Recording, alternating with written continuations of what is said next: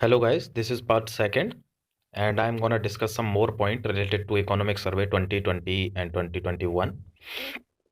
So this is point number 5. ये highlight है एक तरह से, बहुत अच्छे पॉइंट्स हैं, आपको सब याद रहने चाहिए.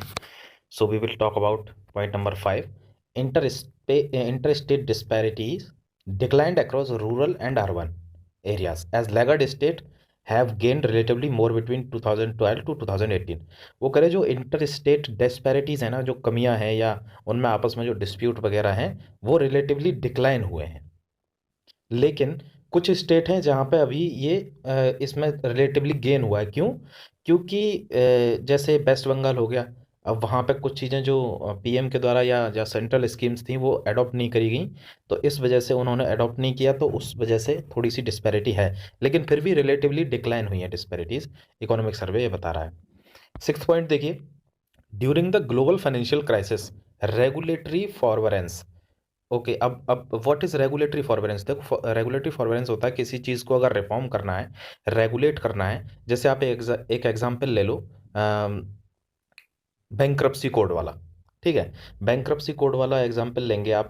जो बैंकों के एनपीए को हटाने के लिए हुआ था, उसमें क्या था कि एक्चुअली रेगुलेटरी फॉरबेरेंस क्या है? Holding back regulatory actions. कुछ टाइम के लिए गवर्नमेंट अपना इंटरफियर बंद कर दे किसी चीज़ में और उसको रेगुलेशन ना करे उन चीज़ों का. तो ऐसे ही हुआ था जब 2008 में इकोनॉमिक डिप्रेशन आया था, इकोनॉमिक क्राइसिस आ गई थी, तो बैंकों के रेगुलेशंस को रोक दिया गया था, होल्ड पर रख लिया गया था. That is called what? Regulatory forbearance, इसी को कहते हैं. तो अब उसको रोक लिया था, लेकिन ये इकोनॉमिक सर्वे बता रहा है कि रेगुलेटरी फॉरबेरेंस जरूरी तो होता है, लेकिन अब इसको इतना लंबा भी मत खींच दो कि ये प्रॉब्लम क्रिएट कर दे. कैसे? जैसे 2018 में जो जीडीपी थी वो गिरी थी, इकोनॉमिक डिप्रेशन आ गया था, इकोनॉमिक मतलब क्राइसिस आ गई थी. उसके बाद हमने क्या किया कि रेगुलेटरी फॉरबेरेंस कर दिया, यानी बैंकों में जो भी था रेगुलेशन बंद कर दिया सरकार ने. तो लेकिन अब क्या हुआ, बैंकों की रिकवरी के बाद भी देखो यहाँ पे जरा कि forbearance continued long after the economic recovery. मतलब जब इकोनॉमी रिकवर हो गई उसके बाद भी ये लॉन्ग, लगभग 7 साल तक ये रुका रहा, 2015 तक. फिर वहाँ पे आया कि बैंकिंग एंड बैंक्रप्सी कोड. तो उसमें क्या हुआ, हमको मिली बहुत बड़ी एनपीए की प्रॉब्लम. बैंकों में बहुत ज़्यादा एनपीए हो गया. यानी कि कभी कभी ज़रूरत होती है फॉरबेरेंस की, लेकिन इतनी ज़्यादा लंबे टाइम के लिए नहीं रखना चाहिए कि जिससे कोई प्रॉब्लम क्रिएट हो जाए. तो इसीलिए यहाँ पे एनपीए वाली प्रॉब्लम क्रिएट हो गई थी. नेक्स्ट पॉइंट देखेंगे 7. In India it takes 1600 days. देखिए इसमें ये कहना चाह रहा है इकोनॉमिक सर्वे कि इंडिया में आज भी, हम भले ही ग्लोबल बिजनेस इंडेक्स में रैंक हमारी सुधर गई है, लेकिन उसके बावजूद भी आज भी इंडिया में बिजनेस करना प्रॉब्लम है, एक टफ है बहुत ज़्यादा. क्यों? क्योंकि अगर किसी को कंपनी क्लोज करनी है तो even when papers are fine, सारे पेपर अच्छे हों, उसके बावजूद भी 1600 दिन लग जाते हैं उस कंपनी को बंद होने में. वहीं पे वेयर एज सिंगापुर में कितने लगते हैं? 128 दिन. तो इसीलिए आज भी इंडिया में बिजनेस करना थोड़ा सा टफ है. तो यहाँ पे क्या है, अब गवर्नमेंट को रेगुलेशन फॉरबेरेंस नहीं होना चाहिए, थोड़े से रेगुलेशन करने चाहिए. अब कॉम्प्लेक्सिटी ऑफ रेगुलेशंस की वजह से आज भी बिजनेस टफ है. ये नॉर्म्स थोड़े सही करने चाहिए, ज़्यादा से ज़्यादा 500 या 400 डेज लगने चाहिए किसी बिजनेस को बंद होने के लिए. आठवां पॉइंट देखेंगे हम. प्रधानमंत्री Jan Arogya Yojana PMJAY made huge difference when one looks at the indicators. देखो, हमारे भारत में सब जानते हैं थोड़ी सी माल न्यूट्रिशन की प्रॉब्लम है, यानी स्टंटिंग बेस्टिंग. जैसे किसी का वजन बढ़ जाता है तो उस हिसाब से हाइट नहीं बढ़ती, किसी की हाइट बहुत लंबी हो जाती है, वजन नहीं बढ़ता. तो these are called what? Stunting and wasting. तो अब प्रधानमंत्री जन आरोग्य योजना ये जो जब लागू करी प्रधानमंत्री जी के यहाँ से, सेंटर से, तो इसने एक बहुत बड़ा डिफरेंस क्रिएट किया. लेकिन ये क्या बताना चाह रहा है इकोनॉमिक सर्वे कि ये जहाँ इम्प्लीमेंट की, जैसे बिहार में, असम में, सिक्किम में, तो यहाँ पे बहुत सारा डिफरेंस क्रिएट किया इसने. यानी बहुत सारे इंडिकेटर्स को इसने संभाल लिया, अच्छा परफॉर्म करके दिखाया. वहीं पे वेस्ट बंगाल में क्या हुआ कि ममता बनर्जी गवर्नमेंट थी तो इन्होंने इसको एक्सेप्ट ही नहीं किया.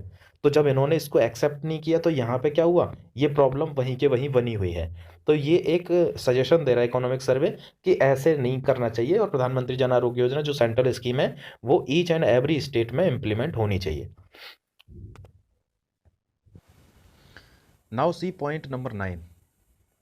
These points are, guys, highly important. So now see point number 9. An increase in public healthcare spending from around 1% to 2.5 और 3% ऑफ जीडीपी। देखो जो बहुत से जो डेवलप्ड नेशन है ना, वहाँ पे 3% ऑफ जीडीपी से भी ज़्यादा खर्च होता है। इसीलिए वहाँ पे जो पॉकेट एक्सपेंडिचर होता है आदमी का, अभी यहाँ पे क्या देखो ये दिखा रहा है कि out of pocket expenditure from 65% to 35%। वो कहना चाह रहा है कि पब्लिक हेल्थ केयर स्पेंडिंग है ना, वो कंट्री को ज़्यादा करनी चाहिए, यानी हमारे सेंटर को ज़्यादा करनी चाहिए। इकोनॉमिक सर्वे ये बता रहा है, क्योंकि अगर इसको 1% से 2.5 टू 3% ऑफ जीडीपी अगर इंक्रीज करते हैं, तो जो हमारा पॉकेट एक्सपेंडिचर है, यानी अगर आज आप दवाई लेने जाते हैं, आपके अगर 100 रुपये लगते हैं, तो 100 रुपये में से 65 रुपये आपकी जेब से जाते हैं, आउट ऑफ योर पॉकेट। तो अब 100 रुपये जेब में से जाते हैं, बाकी 65 रुपये जेब में से जाते हैं, तो बाकी के ये ऊपर वाले पैसे हैं वो डिफरेंट मीन से बचते हैं, जैसे इंश्योरेंस हो गया, या किसी को किसी अलग जगह से कंपनी ने इतने परसेंट की हेल्प कर दी, इस टाइप से। लेकिन 65 रुपये जेब से ही जा रहे हैं। इस वजह से क्या है कि एक ग्रेटर इम्पैक्ट है पॉवर्टी के ऊपर, यानी लोगों की पॉवर्टी बढ़ती है इससे, आउट ऑफ पॉकेट एक्सपेंडिचर से। वो कह रहे हैं कि अगर आप इतना बढ़ा देते हो इसको, अगर गवर्नमेंट बढ़ाती है पब्लिक हेल्थ केयर स्पेंडिंग को, तो ये लगभग जो एक्सपेंडिचर है वो 35% कम हो जाएगा, जिससे जो पॉवर्टी वाली प्रॉब्लम है वो भी थोड़ी ठीक हो जाएगी।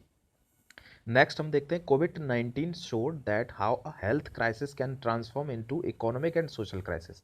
Everybody knows this point. कोविड-19 ने ये दिखाया है कि कैसे हेल्थ क्राइसिस जो है वो इकोनॉमिक और सोशल क्राइसिस बन सकती है।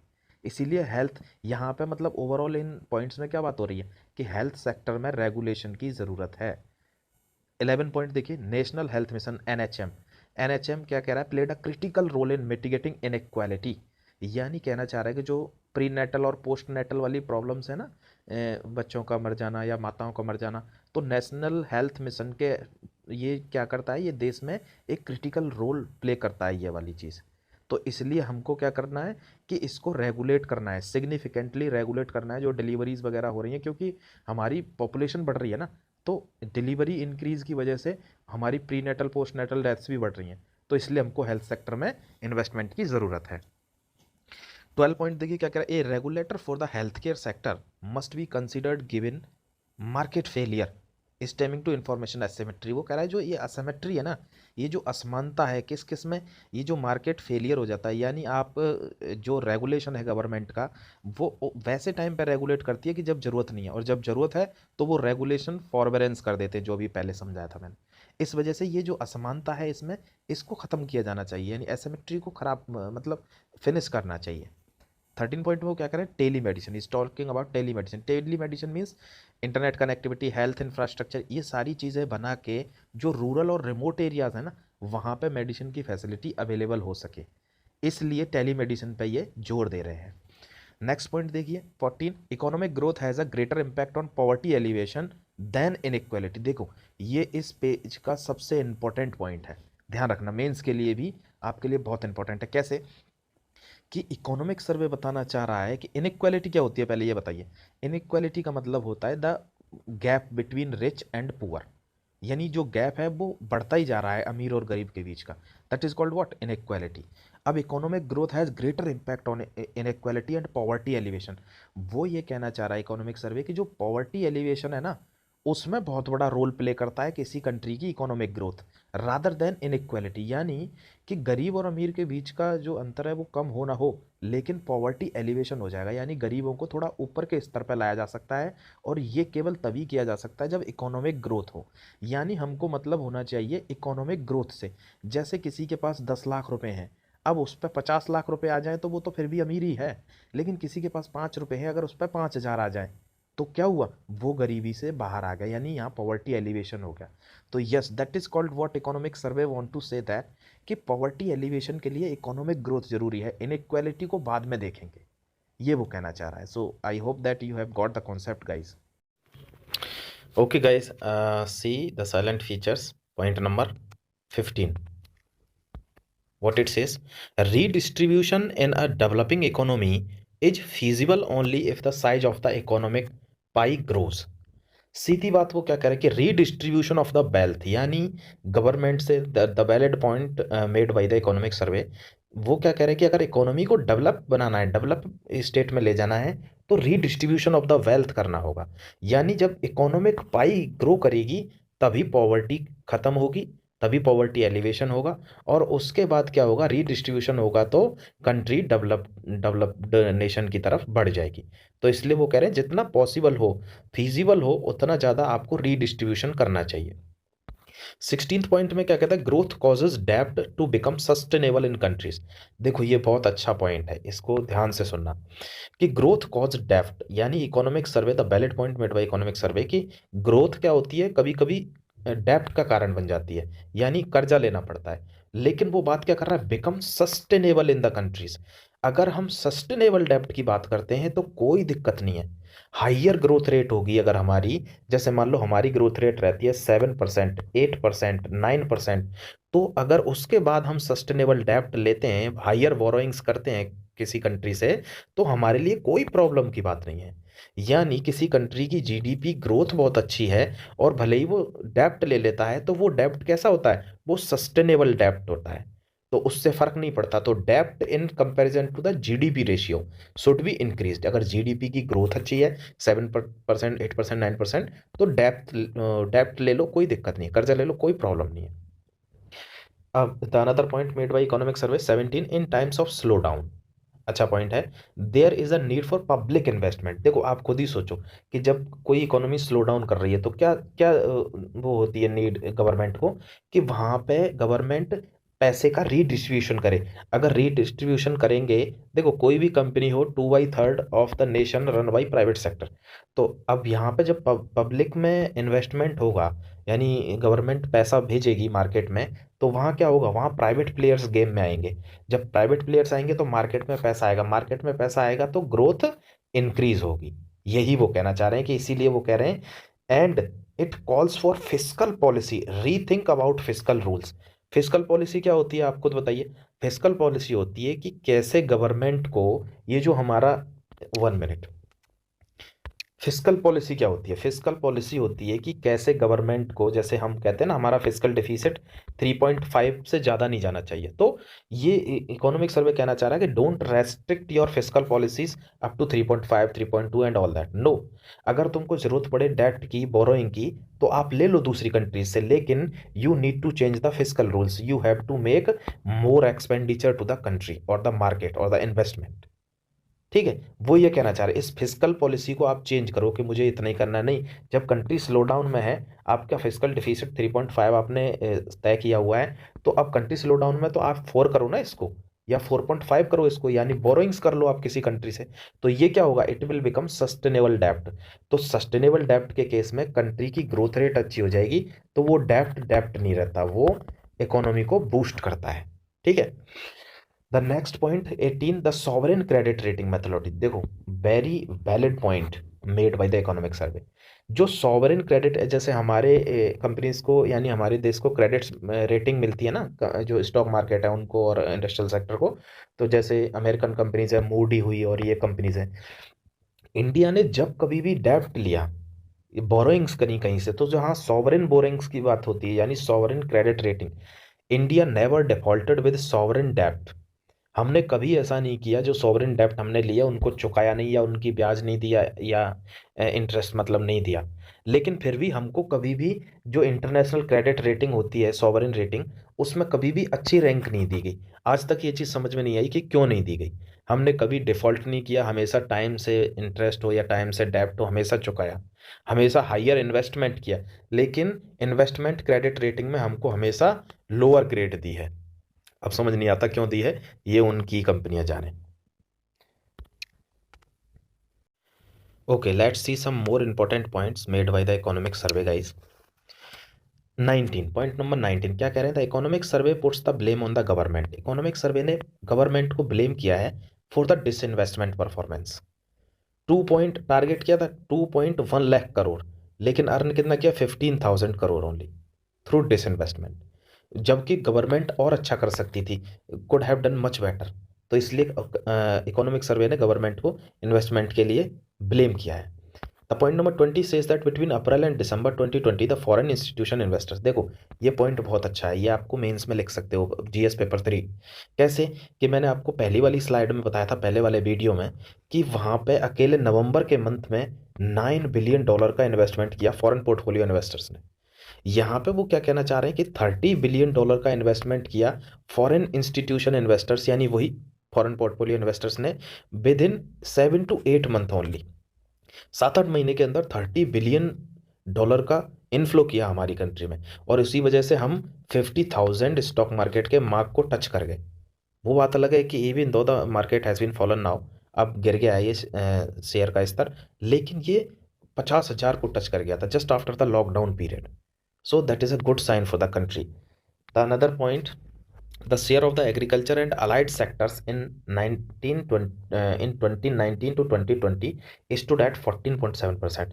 देखो, यू यूजुअली आप हमेशा प्राय ये चीज़ सुनते हैं कि service sector grows faster than the agriculture, the industrial sector grows faster than the agriculture in last previous years.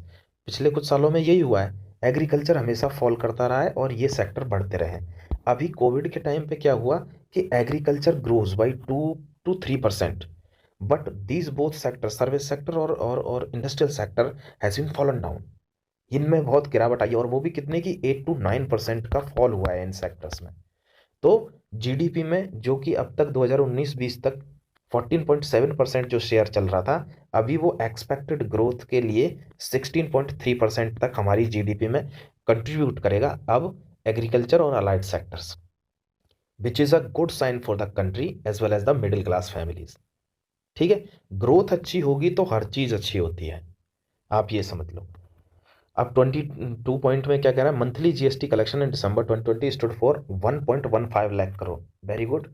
यानी अब इसी के मैंने आपको पहले वीडियो में बताया था फर्स्ट स्लाइड में कि उन्होंने 11% की ग्रोथ रेट को, यानी हाईली रिकवर्ड ग्रोथ रेट 11% की एक्सपेक्ट क्यों किया है, just because of this factor. देखो 12% मोर देन द दिसंबर 2019, यानी 12% ज़्यादा कलेक्शन हुआ है 2019 से, 2019 से 2020 में 1.5 लाख करोड़, 12% ज़्यादा हमको कलेक्शन हुआ है। तो किस वजह से, जो गवर्नमेंट ने मीजर्स लिए हैं इकोनॉमिक रिकवरी के लिए, जीएसटी एवेडर्स या फेक बिल्स के थ्रू जो करप्शन होता था उसको ख़त्म करके।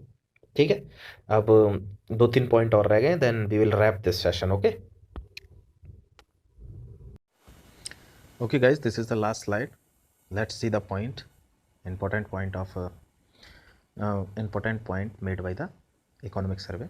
The point number 23, as on January 1, bank credit growth at 6.7%। ध्यान से देखो इस पॉइंट को, बहुत ज़्यादा इंपॉर्टेंट पॉइंट है। As on January 1 bank credit growth stood at 6.7%। ये this is cause for the worry of the nation. हमारे लिए बहुत चिंता की बात है। क्यों? देखो क्या कह रहे हैं, since September 2019 the bank credit growth has been in single digit. हमारी बैंक ग्रोथ, हमेशा जो बैंक ग्रोथ होती है वो जीडीपी की 2 to 2.5% होनी चाहिए, लेकिन यहाँ पे तो हमारी बैंक ग्रोथ होनी थी लगभग 12 to 14।